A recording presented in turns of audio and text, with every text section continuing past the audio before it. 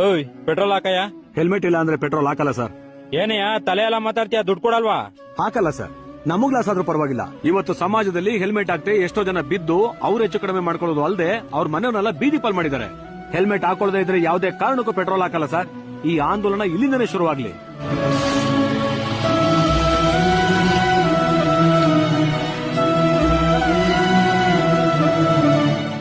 ನಿಮ್ ಮಾತ್ ಕೇಳಿ ತುಂಬಾ ಖುಷಿ ಆಯ್ತು ಸರ್.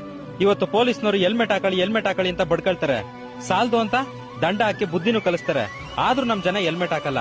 ಆದ್ರೆ ನೀವು ತಗೊಂಡಿದ್ರಲ್ಲ ಈ ನಿರ್ಧಾರ, ಇದೇ ತರ ಎಲ್ಲಾ ಪೆಟ್ರೋಲ್ ಬಂಕ್ ಅವರು ತಗೊಂಡ್ರೆ ನಮ್ ಜನ ಖಂಡಿತವಾಗಿ ಹೆಲ್ಮೆಟ್ ಹಾಕ್ತಾರೆ ಸರ್.